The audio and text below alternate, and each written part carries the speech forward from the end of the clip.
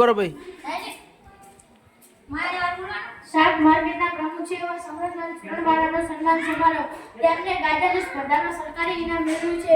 તેમને 3.5 હાથમાં ગાયર ઉગાડીને બધા જ વિક્રમોને તોડી નાખ્યા છે. તો હવે હું ફણસીવાળા વિનંતી કરું કે આ સ્ટેજ પર આવો અને સમરજલાલને અભિનંદન આપો. સમરજલાલ એટલે 10 લાખ છું. એમના દાદા સુરનવાળા ભલે છતાં એમને ગાયરમાં ઇનામ મેળવ્યું છે.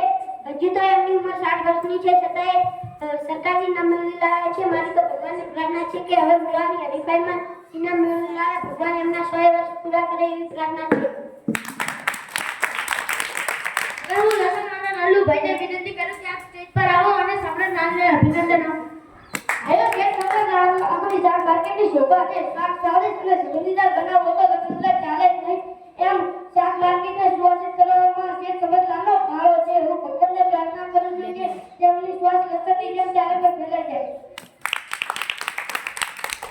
હવે હું બડેકાના બકુભાઈને વિનંતી કરું કે આપ સ્ટેજ પર આવો અને સમરજલાલને અભિનંદન આપો. મારો અને સુગણવાળા શેરનો સંબંધ બહુ અદ્ભુત છે.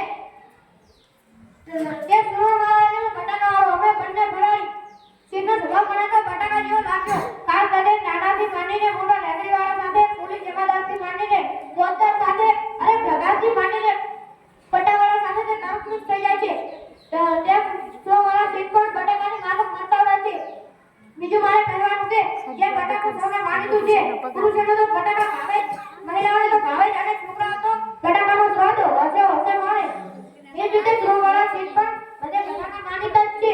કુટમીર વિજ્ઞાની બાઈને 5-10 રૂપિયાની ભીડ પડી હોય તો સુગણવાળા તેને સહાય કરે. જાદુવાળાને લગન માટે લોહી જોઈતી હોય તો સુગણવાળા પાસે આવે, અને કોઈ વેપારી નાના ભૂલમાં ફસાયો હોય તો સુગણવાળા તેને સહાય કરે છે. જે બટાકો સૌને પ્રિય છે તે માત્ર સુગણવાળા શેર પણ બધે બધાને પ્રિય છે. આ વખતે તો તેમને ગાજરમાં ઇનામ મેળવ્યું છે, પરંતુ તે બટાકાની હરીફાઈમાં પણ ઇનામ મેળવે એવી મારી ભગવાનને પ્રાર્થના છે. હવે હું ડુંગળીવાળા દાયાભાઈને વિનંતી કરું કે આપ સ્ટેજ પર આવો અને સમરજલાલને અભિનંદન આપો. સુરનવાળા શેરને કહું, ભલે લસણદાદા રોવે બકુભાઈ, ભલે તેમને ડુંગળી જેવો કહે, પણ હું તો તેમને ડુંગળીના દરિયા જેવો કહી ડુંગળી ગરીબો માટે આશીર્વાદ છે. ડુંગળી વિના દુનિયા ડૂલ થઈ જાય છે. ડુંગળીને કંદૂર કહેવામાં આવે છે. બટાકા તો બાપા મળે તો ડુંગળી તો કાઢીને ખાઈ શકાય, અને એનું કચુંબર અને ભજીયા પણ થાય. અરે વાત કરતા જ મોઢામાં પાણી છૂટી જાય. આપણા સમરજલાલ શેર પણ ડુંગળીના દરિયા જેવા છે. એમની શાક માર્કેટમાં કંદૂરી જેમ મળે છે.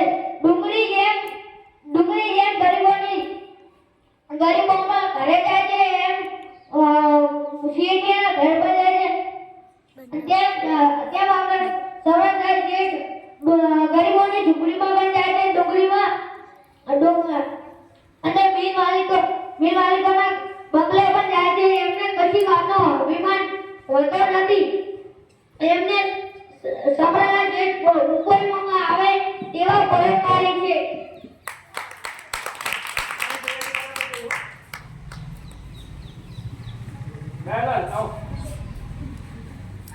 સાહેબ, મને 2 મિનિટ બોલવાની રજા તો આપો. હા, બોલો.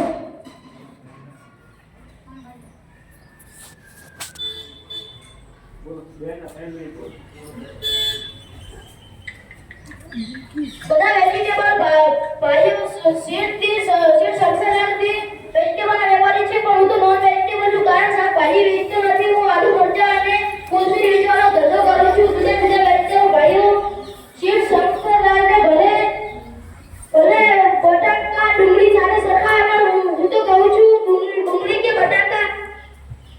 બટાકા કે કોઈ પણ શાક દાળ કે કઢી કોથમીર વિના કેવા ફિક્કા લાગે. કોથમીર ન વાપરે તો કાનનો કોથમીર કરવામાં આવે છે.